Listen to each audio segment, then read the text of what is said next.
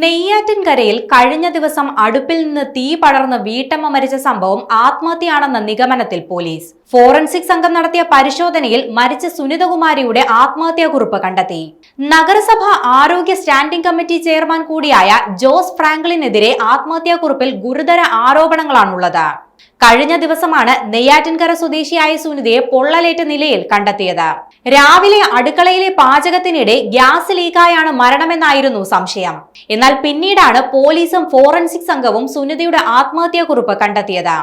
ആത്മഹത്യക്ക് പിന്നിൽ കോൺഗ്രസ് നേതാവാണെന്നും ഇയാൾ ലോൺ എടുത്ത് നൽകാമെന്ന് പറഞ്ഞ് വഞ്ചിച്ചുവെന്നും കുറിപ്പിൽ പറയുന്നുണ്ട്. നെയ്യാറ്റിൻകര മുനിസിപ്പാലിറ്റി പ്രതിപക്ഷ നേതാവ് ജോസ് ഫ്രാങ്ക്ലിനെതിരെയാണ് ആരോപണം. ജോസ് ഫ്രാങ്ക്ലിൻ ജീവിക്കാൻ അനുവദിക്കുന്നില്ലെന്നും ലോൺ എടുത്ത് നൽകാൻ സുനിതയെ ലൈംഗിക ആവശ്യങ്ങൾക്ക് നിർബന്ധിച്ചുവെന്നും മകൻ വ്യക്തമാക്കിയിട്ടുണ്ട്.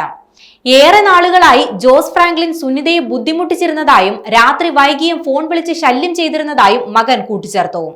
വീടിന് മുന്നിൽ ബൈക്കിലെത്തി അമ്മയെ ഭീഷണിപ്പെടുത്തുമായിരുന്നു. പിന്നീട് അമ്മ വായ്പാപേക്ഷയുമായി പോകാതെയായി. തനിക്കും സഹോദരിക്കും 2 കത്തുകൾ അമ്മ എഴുതി വെച്ചിട്ടുണ്ട്.